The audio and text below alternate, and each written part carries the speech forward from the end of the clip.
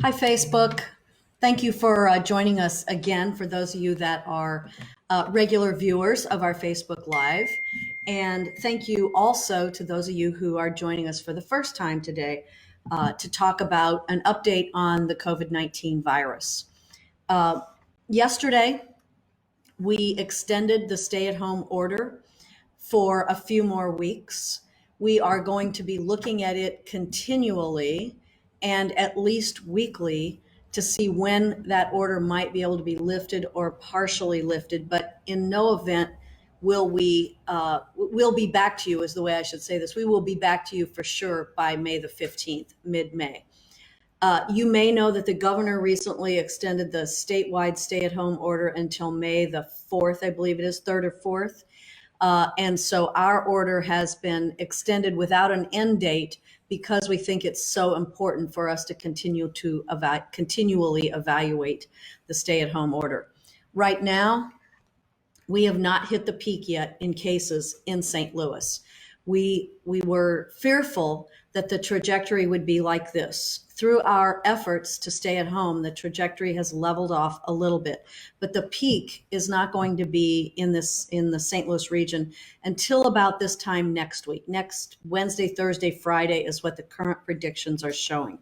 So at that point in time, when we do hit, we hope, the peak number of cases, then ideally or hopefully those cases will level off and begin going down the other side of this curve. And as that happens, we'll be able to make reevaluations in whether or not we have to continue the stay-at-home order. There are two new things in the stay-at-home order. They're not huge, but I think they're noteworthy. One is that the stay-at-home order requires businesses who are essential, who have been deemed essential, such as grocery stores, drugstores, that sort of thing, it does require them to provide PPE for their employees. In most cases, that's going to be a mask or gloves, I should say. But we are asking businesses to do that at this point in time. The second thing we're asking is that we're asking all of you to wear your cloth mask. I've got mine here when you go out in public. It is extra protection for other people who are around you, and of course, protection for yourself. You all know, if you've been watching this over the last month, that this recommendation has evolved over the last few weeks. We've learned a lot day in and day out with this COVID-19 pandemic. And so things are still changing. And so those are two new things that are in the order that was issued yesterday to extend the stay-at-home order. On a bright note here, some of you may have seen this. We put it out on social media a few minutes ago. A couple of hours ago, a big truck, semi-truck from Anheuser-Busch pulled up, and they have made hand sanitizer. Let me make sure you can see this. And they've made hand sanitizer for first responders, police, fire. Our police department has some, our fire department has some, county police has it, other county departments have it. They are making it, they actually made it in California, and they are shipping it across the country. And so we got ours today. I'm going to use this hand sanitizer, but I'm definitely going to keep this bottle for, I guess you'd call it a souvenir, because here's our hometown company. And I know they have operations all over the world, but still we claim them as our hometown company here. And thank you to Anheuser-Busch for making this hand sanitizer and for providing it to first responders who need it. Couple of other things before I go to questions. One is we yesterday published new demographic data online. I mentioned this on Wednesday, I think it was, when we talked last, that we were going to publish the new race-based demographic data. We have done that. The question is always, and I've seen some of this on social media, well, why didn't we do it before now? We did it as soon as we had all the information available. And the reason we did not do it sooner than this is that when we get test results in from all kinds of places, from the state, but also from many private labs, a lot of those labs were not recording the race data at the time they did the test. They recorded age and they recorded, male, female, gender, but they were not recording race. So we had to circle back with those people or those individuals and do our best to actually compile the race data. Now, since that time, now folks are reporting race data as they go, but initially that was not happening. So at any rate, it took our epidemiologists a bit of time to record the race for everyone so that we could put that data out there. It's on our website. It's really pretty interesting. As I think I mentioned the other day, of the total number of cases, this was yesterday's data, there were 71% were African American. Of the individuals who were positive were African Americans. So we know what the health disparities are in this country, and this the result from the COVID testing just continues to prove that out. So we all have to take the steps necessary to have healthcare, better healthcare, and more trust in the healthcare system from everyone, so that everyone can get the care that they need. So that is online. Just go to the city's website, stlouis-mo.gov. It's right on the homepage. Click on the COVID data, and you'll find it. The last thing I want to talk a little bit about, because I'm being asked about this all the time, and that is, how do we get back to work? How do we turn our economy back on? And to be honest, it is a question that the whole country is struggling with. I think at one point we thought it might be a V, it went down like this and maybe it would come back like straight up. Most people don't think it's going to be a V anymore. We think it's going to be more of an inverted, maybe bell-shaped curve. But how do we begin doing that?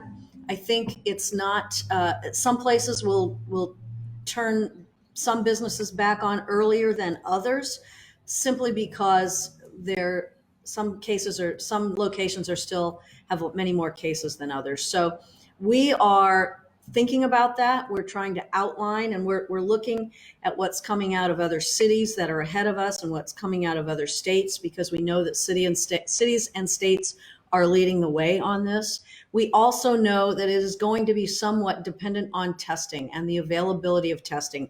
And I know you're tired of hearing about testing. I'm tired of talking about testing, quite honestly, because we just don't have the supply of testing that we need yet.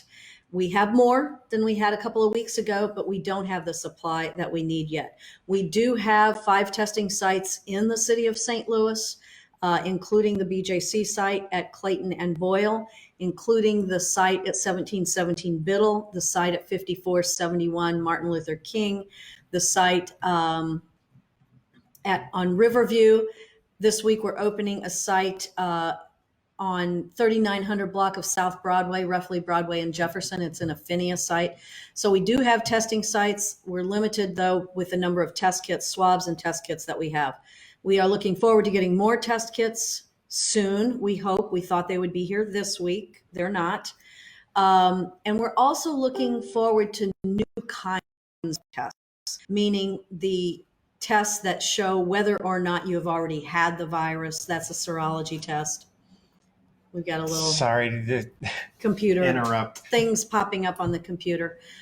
So everyone in this country needs more testing, both the diagnostic testing called PCR, the serology testing to see whether or not you've already had it. We're waiting for cartridges for the Abbott rapid testing machine. So we need that, and we need it as soon as possible. So does the rest of the country. So with that, those are just a couple of highlights that I wanted to visit with you about before we take questions. I think we have some questions already, and we had some people who sent in questions early. So Jacob, questions. Yes. So this is a question that someone actually just wrote in. Vicky is watching. Hi, Vicky. Good question here. How does the availability and the expansion of testing impact the rate at which we can reopen the local economy? Thanks. Your question was very succinctly put, and that's what I was trying to talk about a minute ago. The more testing we have, the more information we have, I think the more rapidly we will be able to reopen the economy. We will either know who has the virus, who's been exposed to the virus through contact tracing or who has had the virus. And so that's all instrumental to us being able to reopen our economy. Some people didn't catch the beginning and are asking for you to just succinctly summarize the two new, are they recommendations or requirements in the new stay-at-home order related to masks and PPE for essential businesses? Thank you for that question. It is a requirement that essential businesses that remain open provide PPE, appropriate PPE for their employees. That's a requirement.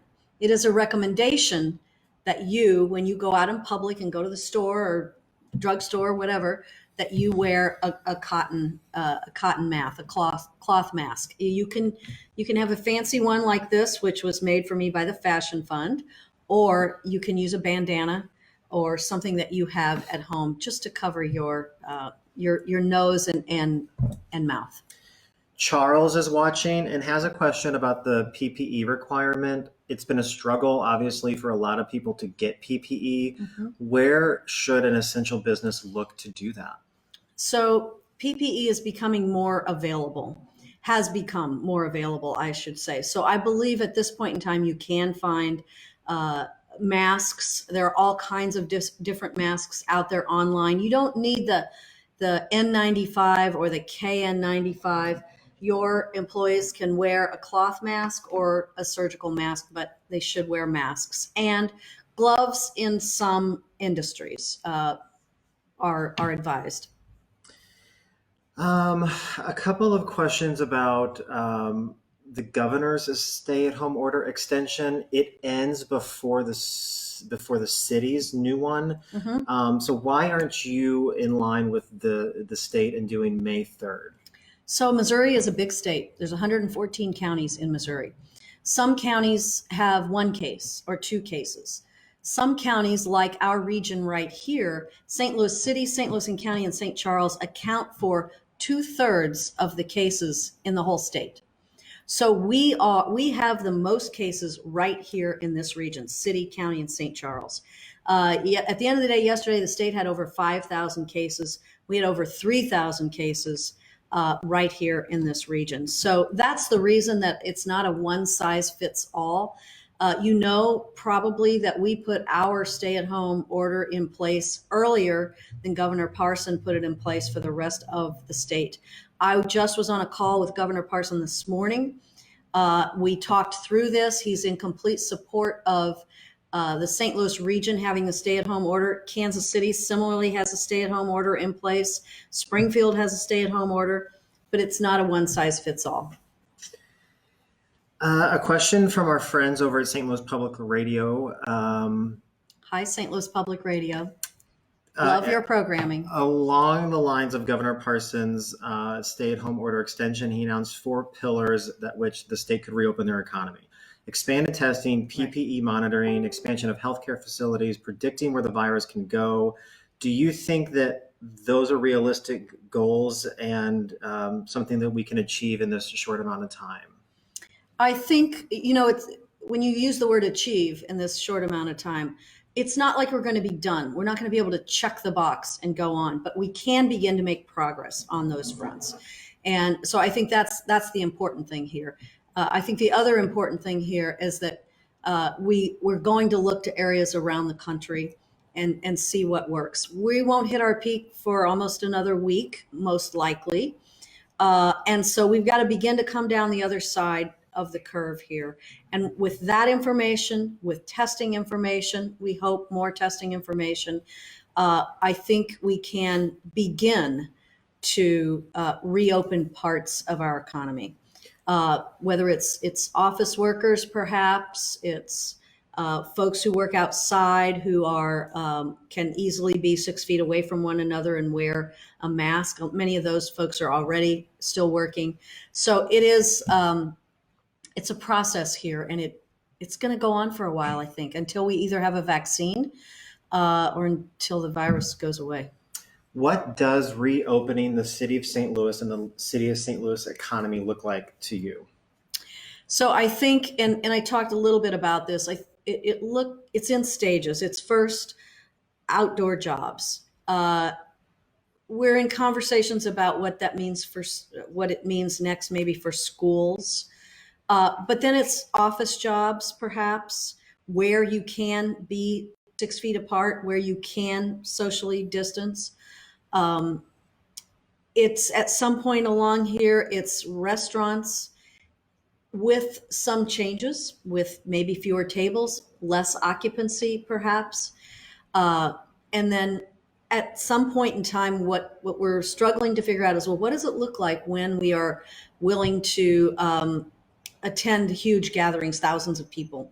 You know, what does that end up looking like? So that's all evolving, and it's evolving around the country. And I think St. Louis is evolving our ideas as well. One of the things I will say is that I have been in regular conversations with Dr. Sam Page and County Executive Ellman, but we're trying to do all this together. I think it's for the residents of our region here, particularly St. Louis City and County, that boundary doesn't matter to many people. And so we need to do something that's consistent, and we need to do something that is safe. We don't want to lift this stay-at-home order too early, because if we lift it too early, we'll be back at it and we will have lost what we've gained so far. And we have been successful so far in tamping down the spread of the virus. So we don't want to lose that, and we don't want to have a big second wave. So that's where we are. Is someone going to be able to have a wedding in September? I hope so. I don't know the answer to that question if you want to know the solid truth, but I certainly hope so. And if you're getting married in September, I would say keep planning. Aaron is watching and would like to know what's something you can say to keep up people's spirits as you extend the stay-at-home order, requiring them to stay home even longer, as people are already sort of grappling with cabin fever. I know that. Well, one of the things I would say is that don't forget our parks are open. Get out of your house, go for a walk in the park, or around the block, whatever works for you. I hear from people on both sides of the spectrum, people that have been ordered to stay at home are anxious to get back to work. And many people are like, oh gosh, I never thought I'd be saying, yeah, I'm ready for the weekend to be over. But they're anxious to get back to work. And people that have been working through this whole crisis, which is a whole lot of people, they're tired. They're stressed too. Their stress is different than the people that have had to stay home. But this is hard on everybody. I think as St. Louisans, we should be really proud of the job that we have done thus far in tamping down the spread. But I also want to ask all of you that are staying home, when you see an officer, a firefighter, the person checking you out at Schnucks or at the grocery store, thank those people, because they've been working extra hard through all of this. Along with the guy who picks up your trash. If you live in the city, you probably don't know him because he's in a big truck, a one-man truck. But his job is very important to get the tongs under that dumpster and lift it up, dump that into the. So all of those people are performing very important jobs. Dispatchers, people that are at our airport, that are still working at the airport. Airport's still open. And some people have said, well, why is the airport still open? There are only fewer than 1,000 people a day that are flying out of our airport now. But don't forget, those planes also carry cargo.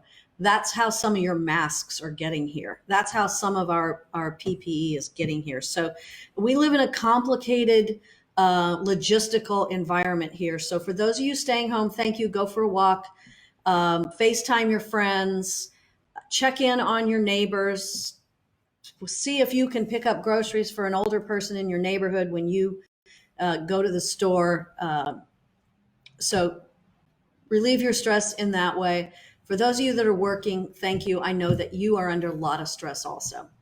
Trisha is watching and has a very good question. Can you talk about how many people that you know of have actually recovered from COVID-19 in the city? And is that something that we could explore posting in our data portal as well? So we don't know that, and I wish that we did.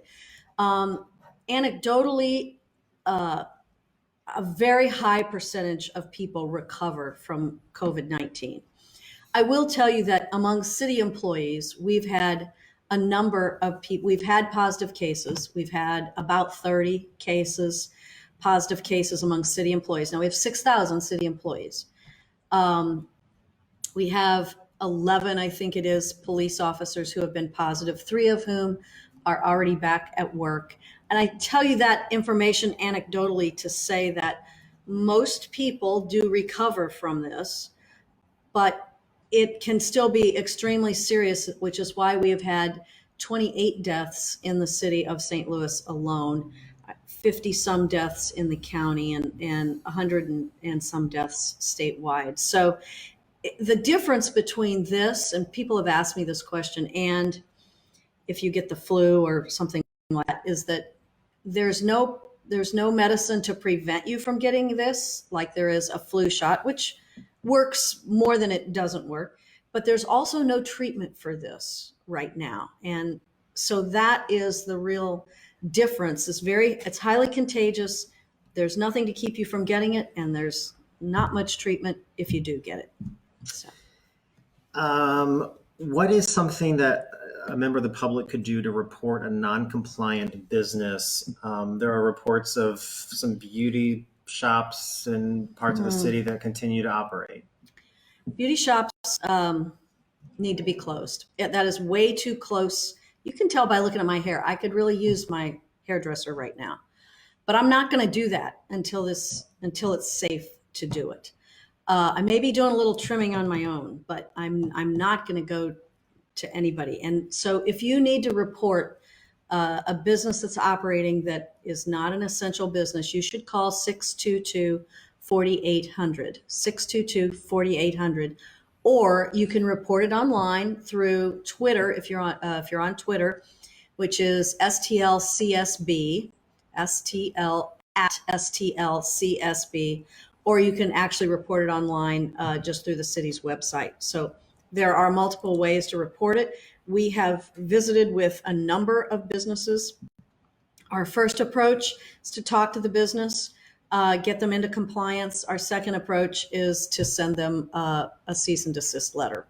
So we have to know about it though, so you're welcome to inform us. So a couple of questions along the lines of the stay-at-home order extension applying to things that it applied to before, like like rent, the eviction moratorium, jury duty, the courts. Mm-hmm. Do all of those things now extend with your new stay-at-home order?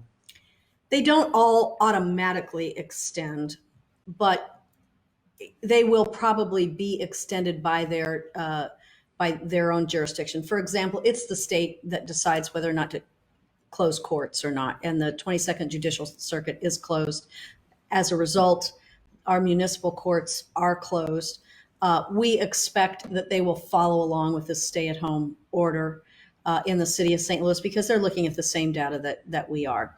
The eviction notice, evictions are stayed. In other words, you can't be evicted right now. That's also a court order that we requested from the court, and we're requesting an extension of that order right now. Other things like no water shutoffs. That is extended. That was done indefinitely until further notice because we own our own water department in the city. And Laclede Gas and Ameren, not Laclede Gas, they're Spire now, and Ameren are both also not doing shutoffs right now. So most of that is going hand in hand. Erin is asking for a clarification. She's watching and wants to know if parks remain open to pedestrian traffic. Yes. Very much so, right? Yes, parks are open to pedestrian traffic. Now, what's closed in a park? The playground's closed, the courts are closed. For example, basketball courts, tennis courts, pickleball courts, skating rinks, those are closed. But golf courses, they're closed. So yes, parks are open. Go take a walk. And should people wear, Tina's asking, should people wear a mask if you're going out to walk the dog or go for a run in Forest Park? Or if you're visiting those parks, which we're allowed to do, is that a time to wear a mask? That's a good time to wear a mask. Definitely wear the mask if you go to the grocery store. Um, I'm sorry. I'm going to keep coughing here. I don't know about you all, but there are so many allergens in the air right now that I'm kind of, watery eyes and coughing. So it's a good time to wear a mask when you're out in public, but definitely wear it if you go to a crowded place like the grocery store. Are there facilities that the city is working on to increase capacity for victims of people who don't survive COVID-19? So that's a tough question. I know many of you have seen that the county, St. Louis County, has built a large temporary morgue in Earth City. The city of St. Louis, we're making plans, if you will, in the event that we get a lot of deaths. But we have a morgue here in the city which has a capacity for 50 individuals. And then we have refrigerated trucks and we have arrangements with funeral homes. So right now, we are very hopeful that we have enough capacity right now. A couple of financial questions, one of which is coming from our friend Kevin Colleen at MOX. He's asking, Hi, Kevin. Are you watching? He's asking about the impact of the COVID-19 pandemic on the city budget and any expected shortfalls in revenue and how we can address that. So it's a devastating effect on the city budget. I'll tell you that right now. It's probably a $30 million shortfall in this fourth quarter. We're not even through April yet. What is it? April 17th. So we got April, May, and June to go. We're making the best projections we can based on how much we think the earnings tax will be cut since people are out of work, how much we think sales tax will be cut since people are not going out, buying nearly as much. So we think it's a very serious effect in this last quarter.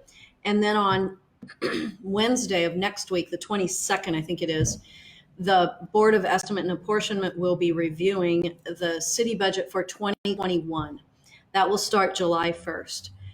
Let me tell you, we're making a lot of guesses here because we just don't have all the information to know how much our revenue will be down. And so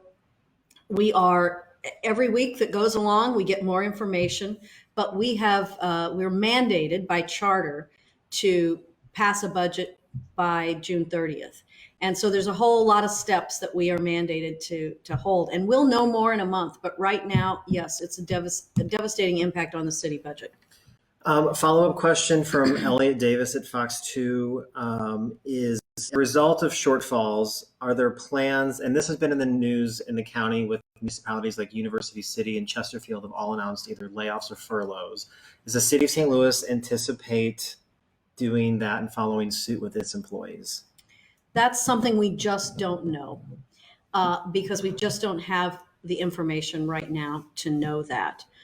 Some of you know that the city of St. Louis has a whole lot of job openings right now. We did 6 months ago as well.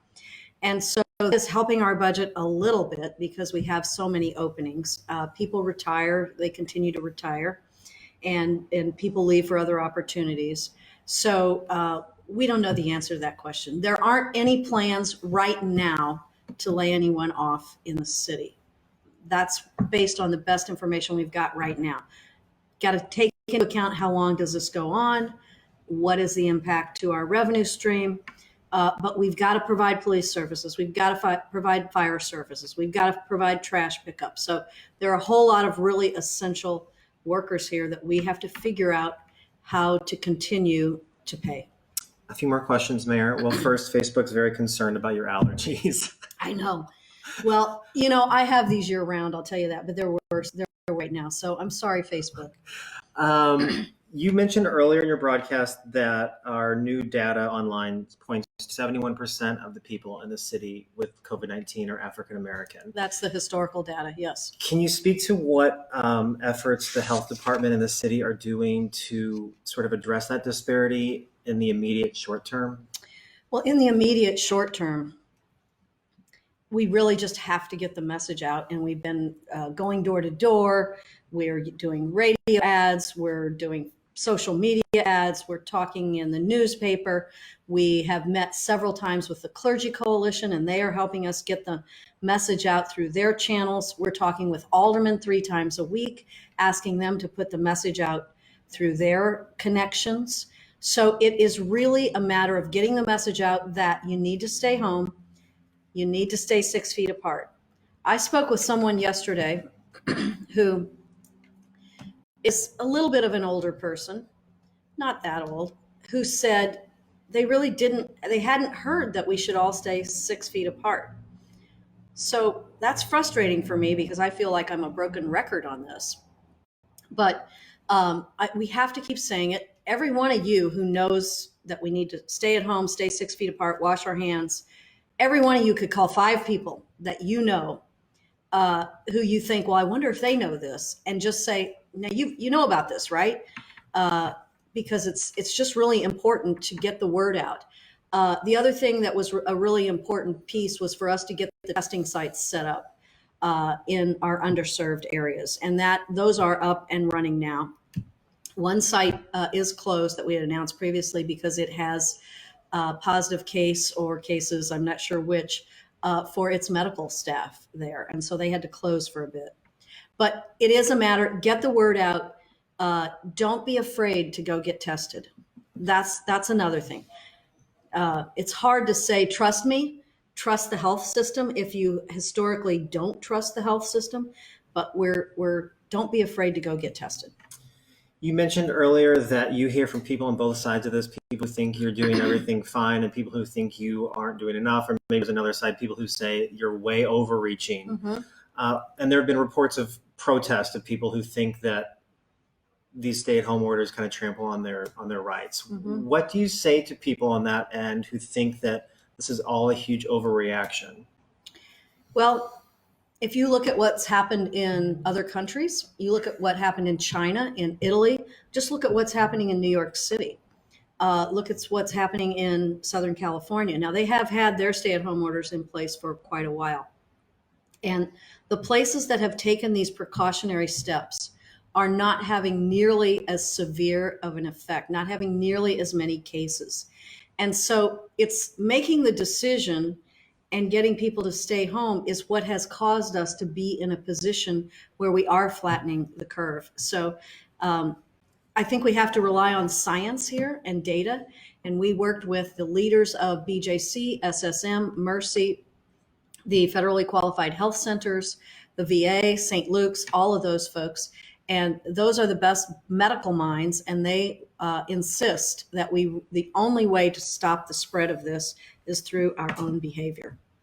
One of your viewers is a shopper of the Schnucks at Loughborough in South St. Louis and says it's incredibly busy at 5 p.m. And is there anything that the city can do to force them to have a limited amount of people inside? If you're watching right now, don't go at 5 p.m. I believe that they are limiting the number of people that are going inside, but we've all got to do this too. I know maybe you're going at 5 because you're on your way home from work or you're picking up something for dinner. Get your list together. Have one person in the family go shop for the full week. And don't go at those busy times. This has got to be spread out throughout the day. I believe Schnucks are open from 6 a.m. to 10 p.m. in most locations. You can look up your own location online, but I think that's generally the hours. So, go to a different time. Okay, this might be one of our last questions, but it's an important, serious one. Have you seen any evidence in the city so far that there's been an increase in calls for domestic violence to the police department? And is that something you're concerned about as more and more families and people are staying home inside? Very concerned about it. We're very concerned about everyone's mental health as well. And let me just say once again, if you're struggling, if someone you know is struggling to get mental health services, call 211. That's the United Way helpline. Call 211. And after they pick up, it's a recording. Press 1, and it'll connect you to mental health services. So yes, we are very concerned about mental health services. We're concerned about violence in general. We have not seen a decrease in the number of homicides in our city, unfortunately. In fact, we're running a few, I think 4 today, ahead of where we were on this day last year. So we're very concerned about violence, and we're very concerned about domestic violence as people are cooped up. Okay, testing. We've had more testing sites. Who is currently eligible? Are there any indications that the ability to get tested will be relaxed even further? So right now, in order to get scheduled to have a test, you have to call ahead and be screened, or some of the hospital systems allow you to do it online. And as we get more tests, which we're fingers crossed, I'm almost tired of saying that, quite honestly. I think we will get more tests, but we need them now. As we get more tests, we will be able to test more people, and some of the testing requirements will be relaxed. But we have to have the testing capacity, whether it's the diagnostic test, the rapid, the Abbott rapid diagnostic test, or the serology test, which is a test to figure out whether or not you've already had it and may have some immunity to it. We need more of all of those tests. I think it's time for final thoughts. Final thoughts. Thank you all. Appreciate you tuning in to these Facebook Live events. And it's Friday afternoon. I hope that you all have a great weekend. Enjoy yourself, but practice social distancing. No gatherings more than 10 people, and stay in as much as you can. I hope we get a pretty weekend this weekend. I think it's supposed to warm up a little bit. And so get out, get a little fresh air. That's good for your physical health. It's good for your mental health. Thank you all so much. Really appreciate your interest in this. Thanks.